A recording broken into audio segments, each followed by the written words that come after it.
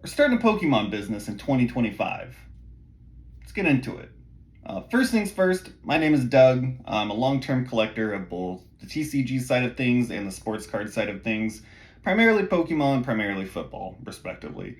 Every once in a while I branch out, but those are the two kind of mainstays for me. Uh, and really, a long term goal that I have, that I've had for a long time, is to kind of have an online or in person kind of hobby shop. In person's not in the cards. You need distribution, you need a brick and mortar, you need a lot of capital, you need contacts, all these things which I don't have. So right now I'm focused primarily on the online portion of it at TheCardMouse.com, so feel free to check it out. The goal of this video is to kind of capture what it takes to build up this online site, source inventory, what business looks like, the wins, the losses, the lessons learned, all that good stuff. So let's start with the wins. First things first, we've placed a successful order from Japan, we've received the product, and verified that it's legitimate. You can see that product here on my makeshift inventory shelf behind me. It's where I keep everything right now, before I move into a bigger operation later on. Number two, the site is live. I went on Wix, as was kind of recommended by Brian from Pokieni. Went on Wix, created a website, pretty self-explanatory, pretty straightforward. Does it look the best? No. There's a lot of opportunity there for sure. So if you have any ideas, let me know. But it's up. We made our first sale, sort of. It was on eBay, so I have an eBay site and I have the website. I posted some of the inventory on eBay just to see if there's any interest, if I can actually generate a sale, and also test out some of the packaging that I got from Uline. Again, another recommendation from Brian at Pokieni, so check them out if you haven't already. And then the last thing I wanted to talk about very quickly in the wins section is kind of the initial setup of everything. So when you're setting up, you probably don't need to do everything that I did. But when I did it, I set up a website, so I got a domain, I got a business email, I ordered inventory, I ordered boxes, which I probably didn't need to necessarily, all sorts of stuff. So there was a lot of expenses that kind of added up quickly that definitely ate into whatever margin I would have made on the first order. So it's kind of a break-even situation now because of that upfront expense.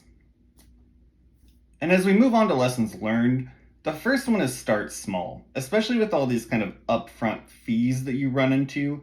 So getting the website, getting the domain, blah, blah, blah, all these different things that you don't really dream about when you think about opening up a card shop, but are pretty important. So start small. What I did, this isn't a recommendation, but I got like a whole case of battle partners. It's a pretty cool set. There's some really nice cards in here. I think I would have been better served kind of branching out, maybe getting like 3 boxes of battle partners, 3 boxes of, Crimson Haze, 3 boxes of Terrastal Festival, etc., just to have a little bit more variety on the shop. Because right now it's a little sparse, if you will. And speaking of the site, it's incredibly hard to drive traffic to a website, especially a new one, because just inherently it seems sketchy. There's no review, the name isn't known.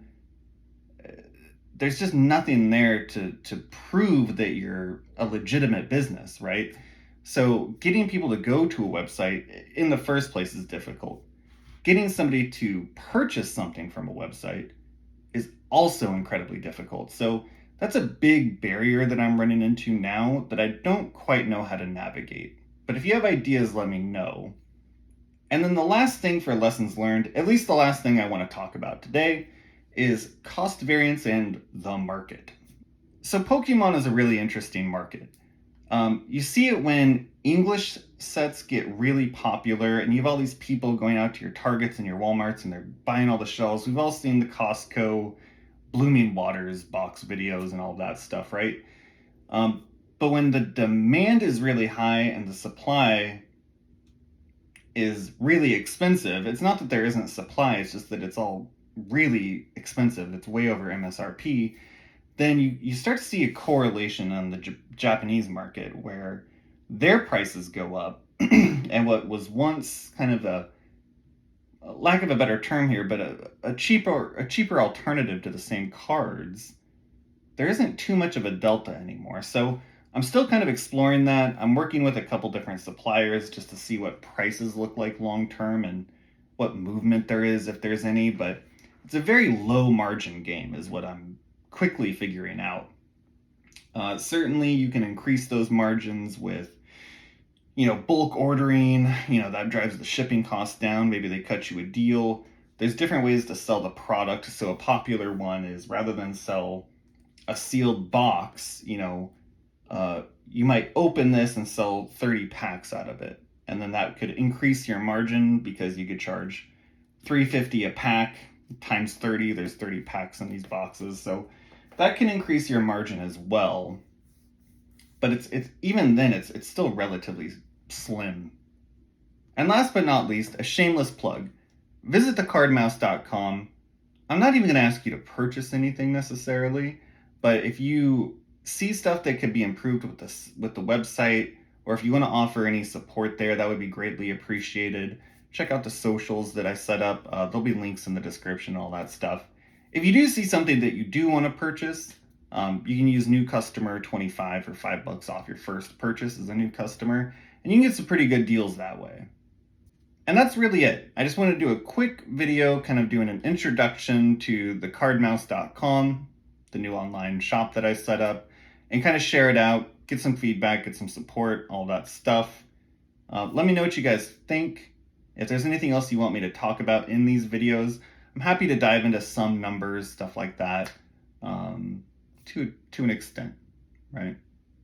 But let me know. We'll see you in the next one.